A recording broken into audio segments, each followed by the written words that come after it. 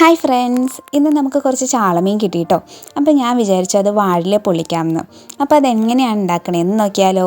നമുക്ക് ഫസ്റ്റ് ഒരു മിക്സിയുടെ ജാറിലേക്ക് 2 കഷ്ണം ഇഞ്ചി, ഒരു 6 അല്ലി വെളുത്തുള്ളി, 1 സ്പൂൺ പെരിഞ്ജീരകം, പിന്നെ കുരുമുളക് അല്ലെങ്കിൽ കുരുമുളക് പൊടിയോ 1 സ്പൂൺ, പിന്നെ ആവശ്യത്തിന് വെള്ളം, ഇത്ര ഒഴിച്ചിട്ട് ഒന്ന് ബ്ലെൻഡ് ചെയ്തെടുക്കാം. ഇനി നമുക്ക് കഴുകി വൃത്തിയാക്കി വെച്ചിരിക്കുന്ന മീൻ വരഞ്ഞു കൊടുക്കാം കേട്ടോ. എനിക്ക് ഇപ്രാവശ്യം കിട്ടിയത് കുഞ്ഞു ചാളമീനാണ് കേട്ടോ. അപ്പോൾ ഞാൻ ഇതെല്ലാം വരഞ്ഞ് നമുക്കൊരു സൈഡിലേക്ക് അത് മാറ്റാം. ഇനി നമുക്ക് അതിനുള്ള മസാലക്കൂട്ട് പുരട്ടാനുള്ള മസാലക്കൂട്ട് തയ്യാറാക്കാതെ നമ്മൾ ആദ്യം ബ്ലെൻഡ് ചെയ്ത് വെച്ചിരുന്ന മിക്സിൽ നിന്ന് 1 സ്പൂൺ എടുക്കുക. അതിലേക്ക് 1 സ്പൂൺ മഞ്ഞൾപ്പൊടി, 2 സ്പൂൺ മുളക് പൊടി, ആവശ്യത്തിന് ഉപ്പും വെളിച്ചെണ്ണയും ചേർത്തിട്ട് നല്ലോണം കുഴച്ചെടുക്കണം. ഇനി അതിലേക്ക് വരഞ്ഞു വെച്ചിരിക്കുന്ന മീനെല്ലാം ചേർത്ത് നല്ലോണം മിക്സ് ചെയ്തിട്ട് അരമണിക്കൂർ മുതൽ 1 മണിക്കൂർ വരെയും റെസ്റ്റ് ചെയ്യാൻ വെക്കാം കേട്ടോ. അത് ഫ്രിഡ്ജിലല്ലെങ്കിൽ പുറത്ത് വെക്കാം.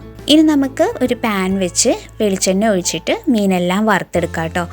മീൻ വറുക്കുമ്പോഴേക്കും ഭയങ്കരമായിട്ട് മുരിയിക്കേണ്ട ആവശ്യമില്ല, കാരണം ഇത് പൊള്ളിക്കാനുള്ള മീനായതുകൊണ്ട് ചെറിയ രീതിയിൽ 2 സൈഡും ഒന്ന് വറുത്ത് കിട്ടിയാൽ മതി. ഭയങ്കര ക്രിസ്പ് ആവേണ്ട ആവശ്യമില്ല. അപ്പോൾ നമ്മുടെ മീനൊക്കെ കറക്റ്റ് മൊരിഞ്ഞ് വന്നിട്ടുണ്ട് കേട്ടോ 2 സൈഡിലും. അപ്പോൾ നമുക്കിതിനെ വേറൊരു പാത്രത്തിലേക്ക് മാറ്റിയിട്ട് നമുക്ക് പൊള്ളിക്കാനുള്ള മസാല ഉണ്ടാക്കാം.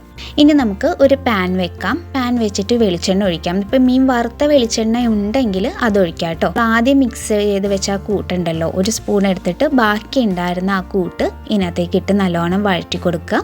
പിന്നെ ഒരു സവാള, അതും നല്ലോണം വഴറ്റുക. സവാള ഒരു ഗോൾഡൻ ബ്രൗൺ കളർ ആവുന്ന വരെ വഴറ്റുക. പിന്നെ ഒരു 2 പച്ചമുളക്, ആവശ്യത്തിന് കറിവേപ്പില, ഇതെല്ലാം ഇട്ടിട്ട് നല്ലൊരു ലൈറ്റ് ബ്രൗൺ ഷെയ്ഡിലേക്ക് വന്ന വരെയും വഴറ്റി കൊടുക്കുക. ഇനി അതിലേക്ക് പാകത്തിന് ഉപ്പ്, ഒരു 1/4 സ്പൂൺ മഞ്ഞൾപ്പൊടി, 1 സ്പൂൺ മുളക് പൊടിയും ചേർത്ത് നല്ലോണം വഴറ്റിയിട്ട് ഒരു തക്കാളി അരിഞ്ഞതും കൂടി ചേർത്ത് നല്ലോണം മിക്സാക്കി ഉടഞ്ഞു വരുന്ന പരിവാകുമ്പോഴേക്കും നമുക്കത് തീ ഓഫ് ചെയ്ത് മാറ്റി വെക്കാം കേട്ടോ.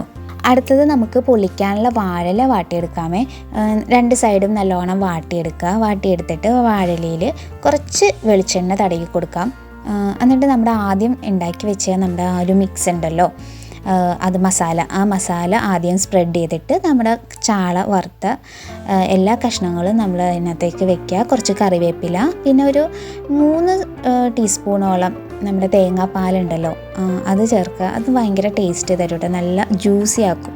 അപ്പോൾ നമ്മൾ അതും കൂടി ചേർത്തിട്ട് നല്ലോണം പൊതിഞ്ഞ് കെട്ടിവെക്കുക. വാഴയുടെ നാര് കൊണ്ടോ അല്ലെങ്കിൽ കോട്ടൺ നൂല് കൊണ്ടോ എങ്ങനെയാണെന്ന് വെച്ചാൽ കെട്ടിയിട്ട് ഇതുപോലെ നമ്മളിനി ഫ്രൈ പാനിലേക്ക് കുറച്ച് വെളിച്ചെണ്ണ ഒഴിച്ച് ഫ്രൈ പാനിൽ വെച്ച് 2 സൈഡും മറിച്ചിട്ടിട്ട് ഒരു 15 മിനിറ്റോളം മറിച്ചും തിരിച്ചും വെച്ച് അങ്ങനെ ചൂടാക്കി എടുക്കുക.